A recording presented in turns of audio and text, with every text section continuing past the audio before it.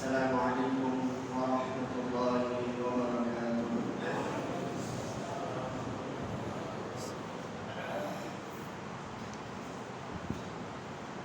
الحمد لله وكفى وسلام على عباده الذين اصطفى. أما بعد فقد قال الله تبارك وتعالى في كلامه المجيد: أعوذ بالله من الشيطان الرجيم. بسم الله الرحمن الرحيم. يا أيها الذين آمنوا قوا أنفسكم وأهليكم نارا وقودها الناس والحجارة عليها ملائكة غلاظ شداد لا يعصون الله ما أمرهم ويفعلون ما يؤمرون. صدق الله مولانا العظيم. وقال تعالى في شأن حبيبه ومحبوبه ومعشوقه: إن الله وملائكته يصلون على النبي يا أيها الذين آمنوا صلوا عليه وسلموا تسليما. আমরা মহব্বতের সাথে বলি اللهم صل على محمد وعلى آل محمد كما صليت على إبراهيم وعلى آل إبراهيم إنك حميد مجيد. اللهم بارك على محمد وعلى آل محمد كما باركت على إبراهيم وعلى آل إبراهيم إنك حميد مجيد. بلغ العلا بكماله كشف الدجى بجماله حسنت جميع خصاله صلوا عليه وآله.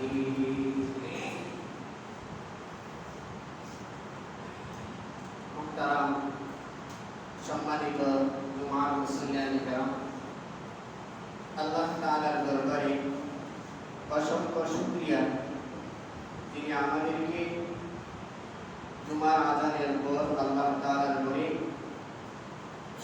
জুমার 2 রাকাত ফরজ নামাজ আদায়ের লক্ষ্যে এবং কিছু দ্বীনি আলোচনা শোনার মনোমানসিকতায় উপস্থিত হওয়ার তৌফিক দান করেছেন। এই জন্য আল্লাহ তাআলার দরবারে কালিমাতুশ শুকর আদায় করি আলহামদুলিল্লাহ। সম্মানিত উপস্থিতি, আমরা প্রথমেই সামনের কাতারে যে ফাঁকা জায়গা করে আছে আগেই পূরণ করে বসি। এটা আমরা প্রায় সময় বলে থাকি, মসজিদে আসার পর যে আদব সেটা হলো সামনের কাতার আগে পূরণ করা। সামনে যে জায়গাটা খালি আছে মেহরবানি করে চলে আসুন সামনে, তারপরে দ্বিতীয় কাতার পূরণ করুন। এখানে একজন আসলে মনে হয় ভালো হবে, এখানে জায়গাটা খালি আছে।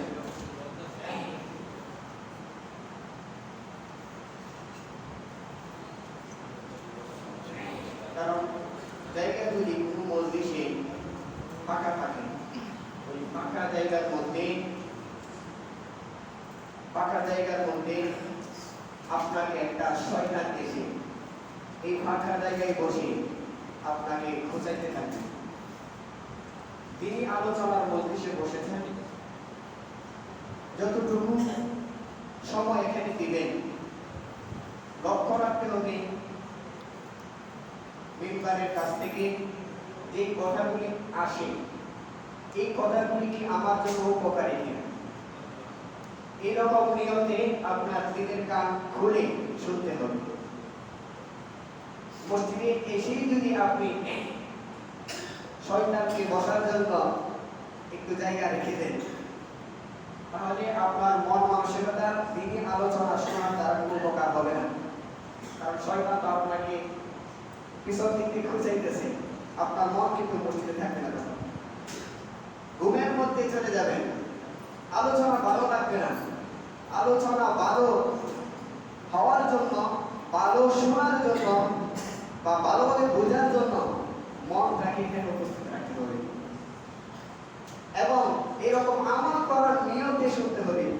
বন্ধু দেখবেন আপনার আলোচনা হুজুরের কথা যেমনই হোক, তার সুর নাই বেসুরা, কিন্তু তারপরে আপনার কাছে খুব ভালো লাগবে। আর যদি আমল করার নিয়ত না থাকে, এসে যখন পরিচয় মসজিদে একটু সময় বসে থাকি, তাহলে কিন্তু হুজুরের যদি কুকুরের কণ্ঠ হয়, হুজুরের সুর, তারপরে ভালো লাগবে না, বেসুরাই লাগবে।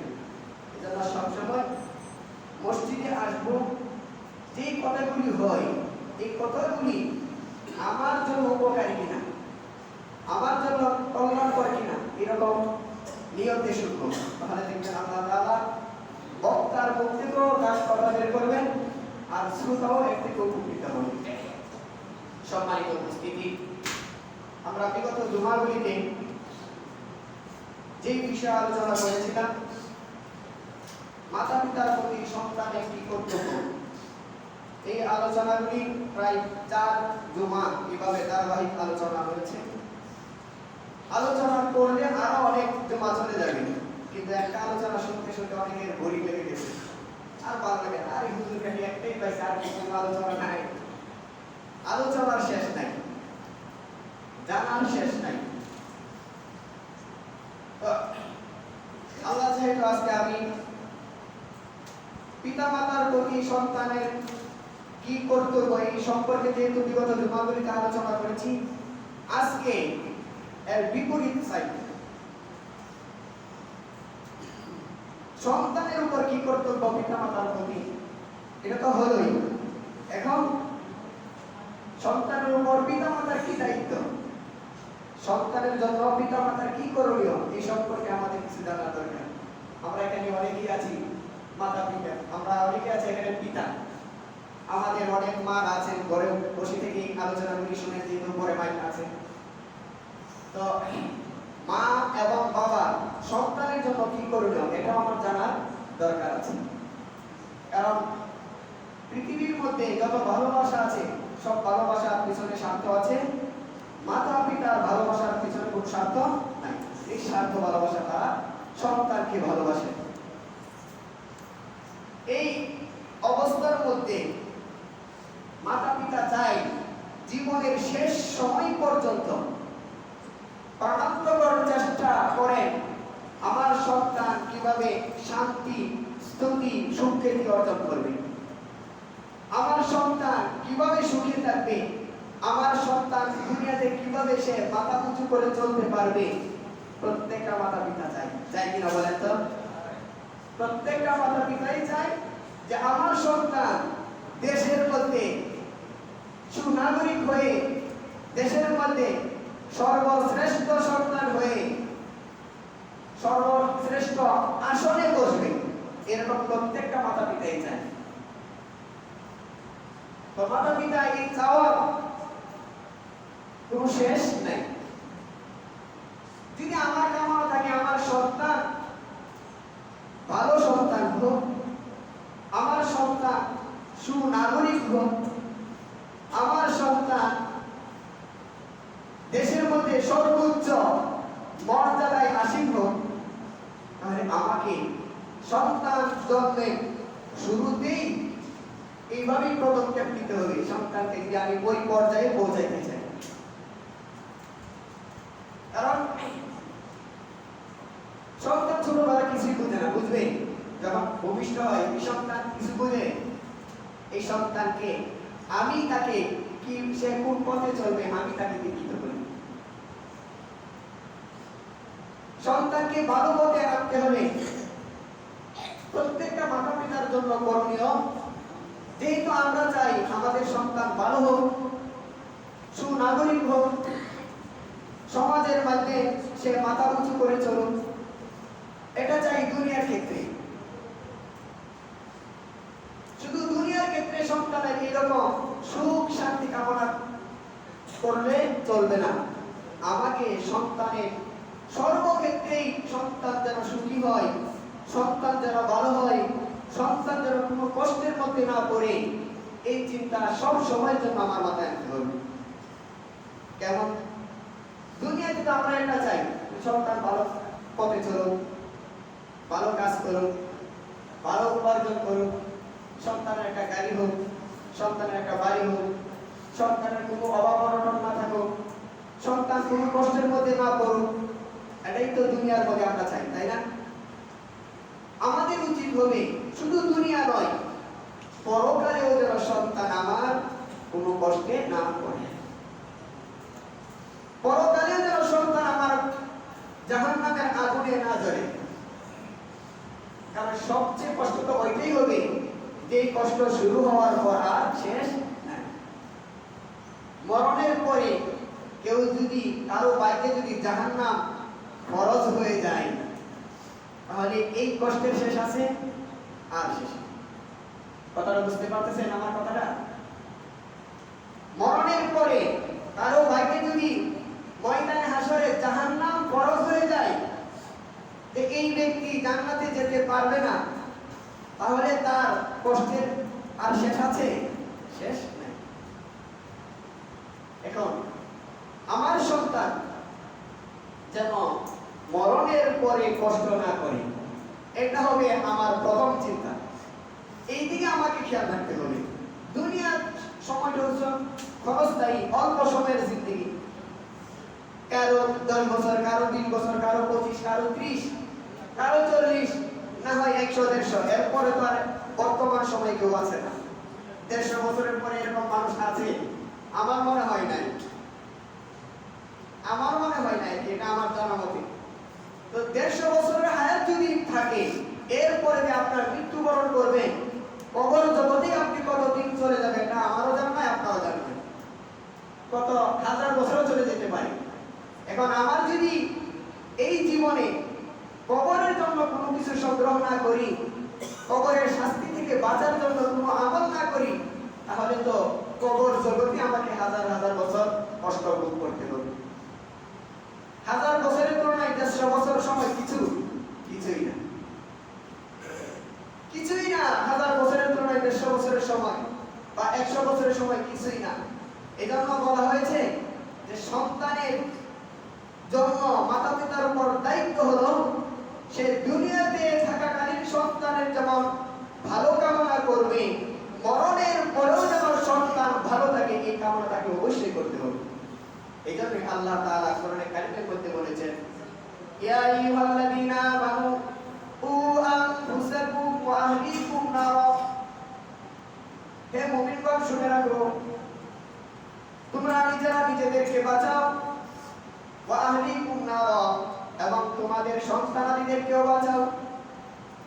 নিজেকেও বাঁচতে হবে, সন্তানদেরকেও বাঁচাইতে হবে, নিজেকেও বাঁচতে হবে, পরিবারের যে আরো সদস্য আছে তাদেরকেও জাহান্নামের আগুন থেকে বাঁচাইতে হবে। ওয়াকুদুহান নাস ওয়াল হিজারা। আল্লাহ তাআলা বলতেছেন, কেন কেন কোথায় থেকে বাঁচাইবা, কেন বাঁচাইবা? জাহান্নামের আগুন কি? জাহান্নামের আগুন কি দুনিয়ার আগুনের মতো? দুনিয়ার আগুনে মানুষ দুনিয়ার আগুনে মৃত্যুবরণ করে না। দুনিয়ার আগুনে মানুষ পুড়ে ছারখার হওয়ার আগে তার জান চলে যায়, তার জানটা আগেই বের হয়ে যায়, তার পুরা বডি পুরার আগে। কিন্তু জাহান্নামের আগুন এমন, আপনি পুড়ে ছারখার হইবেন, ছাই হয়ে উপরে অগ্নিস্ফুলিঙ্গের সাথে উড়ে যেতে চাইবেন, কিন্তু আবার আপনাকে পুরা বডি দেওয়া হবে, জাহান্নামের আগুনে জ্বলবেন কিন্তু মরবেন না। জাহান্নামের আগুনে জ্বলবেন, পুড়বেন কিন্তু মরবেন না। দুনিয়ার আগুনে আপনি জ্বলে পড়ে ছারখার হয়ে যান, এর আগে আপনার মৃত্যু হয়ে যায়, আপনি পুরোপুরি কষ্ট পাবেন। কিন্তু জাহান্নামের আগুন এমন যে পুড়তেই থাকবেন, ছাই হয়ে গেছে, আবার আপনাকে আবার পুনরায় রূপ দেওয়া হবে, আবার কষ্ট দেওয়া হবে। এইভাবে অনন্ত অসীম কাল আপনাকে জাহান্নামের আগুনে জ্বালাবে। এজন্য বলছে আল্লাহ তাআলা, নিজেকে বাঁচাও এই আগুন থেকে। দুনিয়ার সামান্য আগুন দেখলেই তোমরা ভয় পেয়ে যাও। সামান্য আগুনের তাপ তুমি সহ্য করতে পারো না। একটু আগুন যদি প্রজ্বলিত হয়, ঘরের পাশে যদি রান্নাঘর থাকে, এই ঘরের ভিতরে তুমি ঘুমাইতে পারো না, গরম গরম। আর সরাসরি আগুনের মধ্যে তুমি কিভাবে জ্বলবে? এজন্য নিজেকে বাঁচাও। ইয়া আইয়ুহাল্লাযীনা আমানু কু আনফুসাকুম, হে মুমিনগণ তোমরা তোমাদের নিজেদেরকে বাঁচাও, ওয়া আহলিকুম এবং তোমার পরিবারবর্গকে বাঁচাও। পরিবারের মধ্যে কে কে আছে? আমার বাবা আছে, আমার মা আছে, আমার সন্তান আছে, আমার স্ত্রী আছে, আমার নাতি-নাতনি আছে, আমার ভাই বোন আছে, আমার আত্মীয়-স্বজন সকলেই আছে আমার পরিবারের অন্তর্ভুক্ত। আল্লাহ তাআলা বলতেছেন নিজেও বাঁচতে হবে, আবার পরিবারকেও বাঁচাইতে হবে। কেন? ওয়াকুদুহান নাস ওয়াল হিজারা, কেননা এই মানুষগুলি দিয়েই জাহান্নামের লাঠি বানানো হবে, জাহান্নামের আগুন প্রজ্বলিত করা হবে এই মানুষকে দিয়ে, আর সাথে পাথরকে দিয়ে। ওয়াল হিজারা, মানুষ এবং পাথর হবে জাহান্নামের লাঠি। এখন তো আমরা লাঠি গাছের ডাল ইত্যাদিকে লাঠি বানায় আগুন প্রজ্বলিত করি, কিন্তু জাহান্নামকে আল্লাহ তাআলা প্রজ্বলিত করবেন আপনাকে আমাকে দিয়ে। কখন? যখন আল্লাহ তাআলার নির্দেশকে অমান্য করে চলবো, তখন। আল্লাহ তাআলার নির্দেশকে যদি আমি পুরোপুরি মানি, তখন আমি জাহান্নামের লাঠি হব না, তখন তো আল্লাহ তাআলা আমার জন্য সুসংবাদ ঘোষণা করবেন। ওয়াল হিজারাতু আলাইহা মালাইকাতুন গিলায, আর শুধু তাই নয়, তুমি লাঠি হবে। আল্লাহ তাআলা জাহান্নামের মধ্যে এমন এমন ফেরেশতা নিয়োজিত করেছেন যারা কঠোর স্বভাবের, যাদের হৃদয় পাষাণ, তাদের মধ্যে দয়া মায়া বলতে কিছু নাই। আল্লাহর তো দয়া মায়া আছে, আছে না? আমরা কত অন্যায় করি, আল্লাহ তাআলা তৎক্ষণাৎ শাস্তি দেন না, দেন? আল্লাহ তাআলা দয়া আছে না? আল্লাহ তাআলার মায়া লাগে, আগে এত কষ্ট করে মানুষটারে বানাইছি, এখন তার এইভাবে শাস্তি দিব, দেখি তার একটু সুযোগ দেই, অবকাশ দেই, সে ফিরে আসে অন্যায় পথ থেকে। আমার সাথে শিরিক করে একটু সুযোগ দেই, দেখি সে ওই শিরিক গুনাহ থেকে ফিরে আসে, সে আমার দিকে দাবিত হয়, একটু দেখি, অবকাশ দেই। কেন? আল্লাহ তাআলার দয়া। আল্লাহ তাআলা বান্দাকে অনেক ভালোবেসে বানিয়েছেন, মানুষকে অনেক ভালোবেসে নিজ হাতে করেছেন, এজন্য আল্লাহ তাআলার দয়া আছে, দেখি আমার বান্দা আমার দিকে ফিরে আসে, সুযোগ দেন। কিন্তু জাহান্নামের মধ্যে এমন ফেরেশতা নিয়োজিত করেছেন যারা এত পাষাণ, যাদের দয়া মায়া বলতে কিছু নেই, তাদের আবার বলি কানে শুনবে না। আমরা যতই পাষাণ হই, আমাদের দিল যতই কঠিন হোক না কেন, কোন একটা বাচ্চা যদি কাঁদে, তখন আমাদের কিন্তু দয়া লাগে। কেন কাঁদতেছে, কেন কাঁদতেছে? দয়া লাগে কিনা? লাগে না? সবাই দয়া লাগে, কেন বাচ্চাটা কাঁদতেছে? আপনি জাহান্নামের আগুনে পুড়ে কষ্ট করে কাঁদবেন, চিল্লাবেন, কিন্তু ফেরেশতা কানেও শুনবে না। আল্লাহ তাআলা তাকে এইভাবেই বানিয়েছেন। লা ইয়াসুনাল্লাহা মা আমারহুম, ফেরেশতারা হলো এমন স্বভাবে, কঠিন স্বভাবের হওয়ার কারণে আল্লাহ তাআলা যাদেরকে যে নির্দেশ করবেন, মা আমারহুম, তাদেরকে যে নির্দেশ করবেন সেই নির্দেশের কখনো অমান্য করবে না। ফেরেশতাদেরকে বলবেন সে জিন্দেগিতে নামাজ পড়ে নাই, পিটাও, গরম লাঠি দিয়ে পিটাও, আগুনে লোহা পুড়ে। আমরা যখন বিভিন্ন জিনিস বানাই লোহার, আগুনে পুড়ায় তো বানাই, যখন একদম লাল টক টক হয়ে যায় তখন কামার ওইটা নিয়ে হাতুড়িতে পিঠায়। ঠিক এরকম গরম করে আপনাকে শেক দেওয়া হবে। নামাজ পড়েন না, সপ্তাহে একদিন আসছিল পিঠা, শুক্রবার জুমার নামাজ, পিঠাও পিঠাও। তার শুধু জুমার দিনের জন্যই কি বানাইছিলাম? আমি তার উপর 5 ওয়াক্ত নামাজকে ফরজ করেছিলাম, শুধু জুমার নামাজ না, তার উপর 5 ওয়াক্ত নামাজকে ফরজ করেছি। পিঠাও, চিল্লাইবেন, ফেরেশতা শুনবে না, শুনবেন, শুনলে তো দয়া মায়া লাগবে। এই জন্য আল্লাহ তাআলা তাকে এমন ভাবে বানাইছেন ফেরেশতাদেরকে, লা ইয়াসুনাল্লাহ মা আমারাহুম ওয়া ইয়াফআলুনা মা ইউমারুন। তারা কোনো আদেশের অমান্যতা করবে না এবং যে নির্দেশ করা হবে সেই নির্দেশই পালন করবে। আর আল্লাহ তাআলা ফেরেশতাদেরকে বলবেন, এই নাফরমান, এই অবাধ্য বান্দাকে শাস্তি দিতে থাকো, শাস্তি দিতে থাকো, কোনো মাপ নাই। এখন পিঠা খাইয়া বলবেন আল্লাহ মাফ করে দেন, মাফ করে দেন। আল্লাহ বলবে মাফ করার সময় ছিল দুনিয়াতে, ওই সময় তুমি মাফ চাও নাই, আমিও মাফ করবো না। এখন আমরা কোথায় আছি? কোথায় আছি এখন আমরা? দুনিয়াতে। যখন আমাদের যাত্রা হয়ে যাবে কবর জগতে, কবর জগতে মার খাইয়া এই বিপদে পড়া যদি মাপ চাই, আল্লাহ তাআলা কবুল করবেন না। সময় কাটতে এখনই আমাকে হুঁশিয়ার হতে হবে। মাপ যা চাওয়ার এখনই চাইতে হবে, নামাজ যা পড়ার এখনই পড়তে হবে। কবরে গিয়ে যদি আপনি কিয়ামত পর্যন্ত নামাজ পড়েন, একটু সওয়াব হবে না। আর এখন একটা সিজদা দিবেন, হইতে পারে এক সিজদে আপনাকে জান্নাতে নিয়ে যাবে। এজন্য মরণ আসার আগে আপনাকে আমাকে আল্লাহমুখী হতে হবে।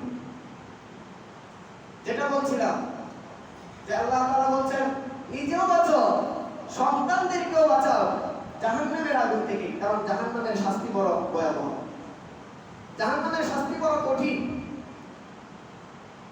এজন্য আমাদের পূর্ববর্তীগণ, আমাদের নবীগণ তাদের মরণ পর্যন্ত এইভাবে উম্মতের জন্য কেঁদেছেন, উম্মতকে সঠিক পথে পরিচালনা করার চেষ্টা করেছেন। নবীরা তাদের সন্তানদেরকে এভাবে নসিহত করে গিয়েছেন। ইয়াকুব আলাইহিস সালাম তার সন্তানদেরকে জিজ্ঞাসা করে, বাবা আমি মৃত্যুবরণ করার পর তোমরা কার ইবাদত করবে? আমি মৃত্যুবরণ করার পর তোমরা কার ইবাদত করবে? সন্তানরা বলে, আল্লাহ বাবা আপনি যার ইবাদত করেছেন, আমাদের পিতৃপুরুষ যার ইবাদত করেছে, তিনি একক উপাস্য, আমরা তাকে ইবাদত করব। মৃত্যুবরণ করার সময় গড়িয়ে আসছে, সন্তানদেরকে নসিহত করে যাচ্ছে। আমাদের অবস্থা কি হয়? আমাদের যখন মৃত্যুর সময় গড়িয়ে আসে, এই গড়িয়ে আসার সময় আমরা পেরেশান হয়ে যাই। আরে আমার 10টা সন্তান, আমার 5টা সন্তান, আমি তার জন্য কিছু করে যেতে পারলাম না, একটা বাড়ি বানিয়ে দিতে পারলাম না, একটা গাড়ি কিনে দিতে পারলাম না, আমার সন্তানকে আমি প্রতিষ্ঠিত করে রেখে যেতে পারলাম না, আফসোস। আমরা এটা নিয়ে আফসোস করি। আর নবীরা কি করেছেন? সন্তানদেরকে নসিহত করে গিয়েছেন যে আমি মৃত্যুবরণ করার পর তুমি কার ইবাদত করবে? সন্তানদেরকে নসিহত করে গিয়েছেন। আমাদের পুরাই বিপরীত। আসুন আমাদের সন্তানদেরকে যদি বাঁচাইতে চাই জাহান্নামের আগুন থেকে, তাহলে সন্তানকে সঠিক পথে পরিচালিত করতে হবে। এজন্য করণীয় কি? একটা মাতা পিতার উপর দায়িত্ব হলো, যখন সন্তান গর্ভে আসে তখন মার জন্য করণীয় হলো গর্ভে থাকা অবস্থায় যতদিন গর্ভে থাকবে সন্তান বা যখনই সন্তান গর্ভে আসবে তখন থেকে তার খাবার দাবার কার ওই মা যার গর্ভে সন্তান এসেছে ওই মা খাবারের বেলায় বাছ বিচার করতে হবে আমি কি খাচ্ছি সেটা কি আমার জন্য হালাল নাকি হারাম আমার স্বামী উপার্জন করে নিয়ে এসেছে এই উপার্জনটা কি হালাল না হারাম আমাকে দেখে খেতে হবে হালাল খাওয়ার পর কারণ আমি খাবো আমার থেকে রক্ত হবে আর এই রক্ত সন্তানের গায়ে যাবে সন্তান তাহলে ভালো হবে যদি হারাম খাদ্য খাই হারাম খাদ্যের পরে যে রক্ত হবে এই রক্ত যদি সন্তানের মধ্যে যায় তাহলে সন্তান এরকম হারাম স্বভাবের হবে আমরা তো প্রথমেই ভুল করি গর্ভে আসছে ওই সময় আমরা হারাম হালালের বাছ বিচার করি না প্রথমেই গলত আমাদের প্রথমেই ভুল আরো একটা আছে ওইটা ছিল প্রথমেই যে সন্তান আসার জন্য মা বাবা দুইজন যে একত্রিত হয় ওই সময় আপনার দোয়া করতে হয় এটা তো অনেকে জানি না যদি দোয়া ছাড়া আপনি একত্রিত হন আর এর মাধ্যমে যদি সন্তান গর্ভে যায় তাহলে কি আপনার সন্তান না এটা হলো শয়তানের সন্তান শয়তানের সন্তান এখন আমরা কত মানুষ আছি শয়তানের সন্তান হিসাব নাই কয়জনে জানি তো দোয়া যদি পুরোটা না জানেন কমসে কম মা বাবা আমরা যখন মা বাবা একত্রিত হবো তখন একত্রিত হওয়ার সময় কমসে কম আল্লাহর নামটা স্মরণ করবো বিসমিল্লাহ কমসে কম বলবো আর এই সময় বিসমিল্লাহ বলা যায় না বিসমিল্লাহ বললে আপনার শয়তান এখানে আর কোনো তৃতীয় পক্ষ হতে পারবে না আর এই অবস্থায় যদি আপনার গর্ভে সন্তান আসে ওই সন্তান শয়তানের সন্তান হবে না সকলেই খেয়াল রাখতে হবে বুঝে শুনে কাজ করতে হবে সন্তান যখন পেটে আসলো তখন কি করতে হবে ওই মাকে হালাল খাবার দিতে হবে বাবাকে হালাল উপার্জন করতে হবে সন্তান গর্ভে থাকা অবস্থায় এই মা কোনো গুনাহের কাজের মধ্যে যদি লিপ্ত হয় তাহলে ওই সন্তান ওই স্বভাব সন্তানের মধ্যে পাবে যেই গুনাহের কাজের মধ্যে মা লিপ্ত হয়েছে গর্ভে থাকা অবস্থায় সন্তান ভূমিষ্ঠ হওয়ার পর ওই সন্তান ওই গুনাহে লিপ্ত হবে এখন আমাদের যারা যে সমস্ত মারা গর্ভবতী হয় হওয়ার পরে গর্ভ থাকা অবস্থায় যারা অন্য কিছু করে না ঘরের মধ্যে থাকে সারাদিন টিভি সারাদিন মোবাইল অথবা বিভিন্ন গুনাহের কাজের মধ্যে ব্যস্ত থাকে তার অন্য কোনো কাজ নাই যদি এমনটাই হয় তাহলে এই সন্তান ভালো সন্তান হবে না তারপরে সন্তান যখন ভূমিষ্ঠ হয় 10 মাস 10 দিন অথবা 9 মাস এই সময়ের মধ্যে সন্তান ভূমিষ্ঠ হয়ে দুনিয়াতে আসছে এখন কি করণীয় তো সন্তানের জন্য করণীয় হলো সন্তান যখনই পৃথিবীতে আগমন করলো আগমন করার সাথে সাথে সন্তানের গায়ে আল্লাহর বরত্ব প্রকাশ করে দাও রাসূলের রিসালাতের কথা শুনিয়ে দাও অর্থাৎ সন্তানের ডান কানে আযান বাম কানে ইকামত শুনিয়ে দাও এটা তো সম্ভব না এখন আমাদের বাচ্চা ভাই মেডিকেলে অপারেশন থিয়েটারে বাচ্চা হওয়ার পরে কতক্ষণ ডাক্তাররাই একটু রাখে তারপরে সন্তানের বাবার কাছে দেয় অথবা যে থাকে তার কাছে দেয় আজানের কথা তখন পরে থাকে না আর আমাদের দেশে তো আরো একটা ভুল রেওয়াজ আছে সেটা হলো সন্তান যদি ছেলে হয় তাহলে বাইরে দাঁড়ায় আজান দেয় মেয়ে হইলে আওয়াজও করে না সর্বনাশ মেয়ে হয়েছে আওয়াজ করা যাবে না প্রথম দায়িত্ব হলো সন্তান যখন দুনিয়াতে আসছে আসার সাথে সাথে সন্তান ছেলে হোক মেয়ে হোক তার ডান কানে আযান বাম কানে ইকামত দিতে হবে দিয়ে বলতে হবে আল্লাহু আকবার আল্লাহই বড় আশহাদু আল্লা ইলাহা ইল্লাল্লাহ সন্তান শুনে রাখো আমি সাক্ষ্য দিচ্ছি আল্লাহ ছাড়া কোনো মাবুদ নাই ওয়া আশহাদু আন্না মুহাম্মাদার রাসূলুল্লাহ আমি আরো সাক্ষ্য দিচ্ছি মুহাম্মদ আল্লাহর রাসূল আমরা কি করি এগুলি থেকে দূরে থাকি সন্তান ভূমিষ্ঠ হয়েছে সুস্থ হয়েছে ডাক্তারের টেস্ট করি ডাক্তার সাহেব সুস্থ হ্যাঁ সুস্থ ঠিক আছে এখন খুশি আর আজানের কথা মনে নাই আবার অনেকে আজান জানি না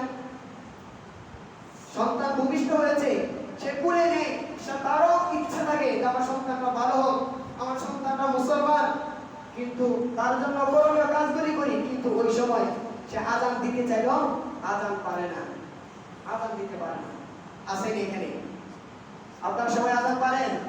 দেখা যায় অনেকেই পারে না, অনেকেই পারে না, অথচ বয়স অনেক হয়ে গিয়েছে, আজান শুনে প্রতিদিন মনোযোগ দিয়ে শুনে না, যার কারণে আজান পারে না। যাই হোক, সন্তানের যে দায়িত্ব, সন্তান ভূমিষ্ঠ হওয়ার পর তার কানে আজান দিতে হবে, একামত দিতে হবে। এটা কে করবে? আমাদের দেশের রেওয়াজ হলো একজন পুরুষকে রেখে আনবে, পুরুষই আজান দিতে হবে না, এমনটা করলেও না। যদি পুরুষ থাকে পুরুষই দিবে, আর যদি পুরুষ না থাকে, মা যদি সুস্থ থাকে, এই সময় অনেক মা আছে গর্ভ থেকে বাচ্চা ভূমিষ্ঠ হওয়ার সাথে সাথেই সুস্থ হয়ে যায়, 1 মিনিটও লাগে না, তার রক্ত বন্ধ হয়ে যায়, রক্ত বন্ধ হয়ে গেলে সে পবিত্র হয়ে যাবে। আর অনেকে তো আছে আমাদের অনেক সময় লাগে। যাই হোক, মা যদি পবিত্র হয়ে থাকে তাহলে মাই দিতে পারবে, বাচ্চাকে কোলে নিয়ে ডান কানে আজান, বাম কানে ইকামত। আর যদি মা সুস্থ না থাকে, পবিত্র না থাকে, তাহলে যেই থাকে না কেন ওই সময় সে ওই দায়িত্বটা পালন করতে হবে। বাচ্চাকে ডান কানে আজান, বাম কানে ইকামত, এটা হলো প্রথম দায়িত্ব বাচ্চা দুনিয়াতে আসার পর। দ্বিতীয় দায়িত্ব কি? দ্বিতীয় দায়িত্ব হলো বাচ্চার একটা সুন্দর অর্থবহ ভালো নাম রাখতে হবে। আমরা নাম রাখি এমন নাম যে নামে বিপদ দেখে আনে।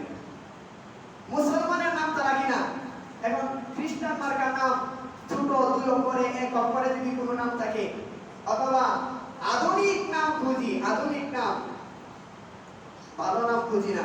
অথচ নাম রাখার ব্যাপারে বলা হয়েছে আল্লাহ তাআলা ছেলে হলে আল্লাহ তাআলার সিফাতি গুণের সাথে মিলিয়ে নাম রাখা। আব্দুর রহমান, আব্দুল্লাহ, আব্দুল করিম, আব্দুল সাত্তার, আব্দুল গফফার, এভাবে নাম রাখা, এটা হলো সবচেয়ে বেস্ট, সবচেয়ে উত্তম। এই নাম রাখতে গিয়ে আবার অনেকের বিপদ হয়ে যায়। নাম রাখছে আব্দুর রহমান বা আব্দুল গফফার, আব্দুল সাত্তার, আব্দুল জব্বার, ডাকার সময় ডাকে এই জব্বার, এই গফফার, জায়েজ নেই।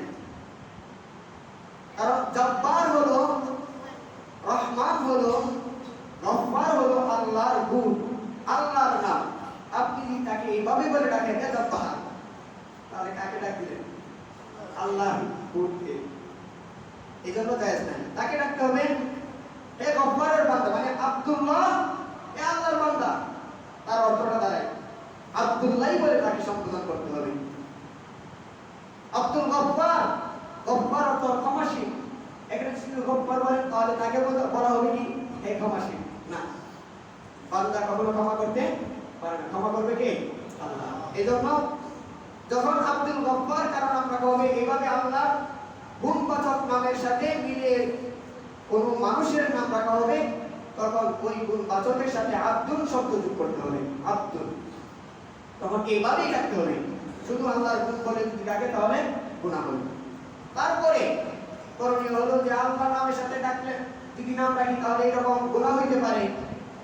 আব্দুর রহমানের রহিম, আব্দুল গফফারের গফফার, গুনাহ হইতে পারে। সুতরাং এইটা আমি গুনাহ করতে চাই না, মানুষকেও গুনাহগার বানাইতে চাই না, তাহলে নবীদের নামে নাম রাখি। দুনিয়াতে 1 লক্ষ বা 2 লক্ষ 24,000 যে নবী আগমন করেছেন, তাদের নামগুলি খুঁজে তাদের নামে নাম রাখি। ওইটাও যদি না হয় তাহলে সাহাবায়ে কেরামের নামের সাথে মিলে নাম রাখেন। এভাবে ওলিদের নামের সাথে নাম মিলে নাম রাখেন। বুজুর্গ আলেম তাদের নামের সাথে নাম মিলে নাম রাখেন। নামের সাথে নাম মিলে রাখলে ফায়দাও আছে, আবার বিপদও আছে। ফায়দা কেমন? মনে করেন আল্লাহ তাআলা ময়দানে হাসরের মধ্যে হিসাবের খাতা যখন খোলা হলো, হিসাব শেষ, এখন তার জায়গা কোনটা ওইখানে নির্ধারণ করেছে। জান্নাত হলে জান্নাত, জাহান্নাম হলে জাহান্নাম। প্রথমত আল্লাহ তাআলা জান্নাতীদেরকে জান্নাতে পাঠাবেন, ডাক দিবে হে আবু বকর জান্নাতে যাও। কারণ আবু বকর আল্লাহ তাআলা কি বলবে? এই তুমি আবু বকর, এভাবে বলবে। আল্লাহ সম্বোধন করবে আবু বকর কে দাঁড়াও। দুনিয়ার মধ্যে যত আবু বকর ছিল সবাই একসাথে দাঁড়িয়ে যাবে, সবাই একসাথে দাঁড়িয়ে যাবে। কারণ আল্লাহ তাআলা কাউকে খাস করে বলেন নাই, বিশেষিত করে বলেন নাই যে তুমি আবু বকর দাঁড়াও, এটা বলেন নাই। আল্লাহ তাআলা বলবেন আবু বকর দাঁড়াও, তুমি জান্নাতে চলে যাও। সকল আবু বকর দাঁড়াবে, জান্নাতে যাওয়ার জন্য রওনা দিবে। ফেরেশতারা বলবে আল্লাহ আপনি ডাকছেন একজনকে, সকল আবু বকর দাঁড়িয়ে গেছে, এখন কি করব? আল্লাহ তাআলা বলবেন যাও, আমি বড় দয়াশীল, সব আবু বকরের জান্নাত পাঠাবো। নামের গুণে বরকত। মানে এইভাবে আপনার সাহাবীদের নামের সাথে যদি নাম রাখেন, সাহাবীরা যে সমস্ত সাহাবী জান্নাতে যাবে, সুসংবাদপ্রাপ্ত সাহাবী আছে কতগুলি, আর সকল সাহাবী জান্নাতে যাবে। এই সাহাবীদের নামের সাথে যখন আপনার সন্তানের নাম হবে, আর এই সাহাবীকে যখন দেখা হবে, আপনার সন্তানও সাথে সাথে জান্নাতে যাবে। আর আপনার সন্তান যখন জান্নাতে যাবে, জান্নাতে যাওয়ার পর, জান্নাতে ছোট বড় নাকি? একটা ঘর, একটা রুম, এক রুমের জান্নাত না। বলা হয়েছে হাদিসের মধ্যে সর্ব ছোট জান্নাত যেটা হবে, সবচেয়ে নিকৃষ্ট জান্নাত, নিকৃষ্ট বলা যায় না জান্নাতের ক্ষেত্রে, অর্থাৎ সবচেয়ে ছোট জান্নাত যেটা হবে, সেটা হবে এই দুনিয়ার 10টা সমান। আপনারা মনে ওয়াজ বুঝেন না, শুনেন না। এই কথাটা আপনার আমার সকলের জন্যই সুবহানাল্লাহ বলা জরুরি। কারণ এত বড় নিয়ামত পাবে আমার সন্তান শুধু নামের কারণে। আর এই সন্তান এত বড় জান্নাত পাইয়া, একটা ফ্ল্যাট যদি থাকে দুনিয়াতে, একটা ফ্ল্যাটে একা একা ঘুমাইতে পারে না, এত বড় জান্নাতে ঘুমাবে কিভাবে? তখন আল্লাহর কাছে আবেদন করবে, আল্লাহ জান্নাত যখন এত বড় দিয়েছো, আমি একা একা থাকতে পারবো না, ওটা কি চাস? আমার বাবা কই, আমার মা কই, আমার বোন কই, ওদেরকে দাও, এত বড় ঘরে আমি একা থাকবো কিভাবে? যা বান্দা যখন করে জান্নাত দিলাম, তারপর পরিবার সবাই নিয়ে আসে। এই জন্য করণীয় হলো প্রথম নাম রাখতে হবে, নাম রাখতে হবে সুন্দর নাম, আল্লাহর নামের সাথে অথবা নবীদের নামের সাথে অথবা সাহাবীদের নামের সাথে নাম মিলিয়ে নাম রাখবেন তো ইনশাআল্লাহ।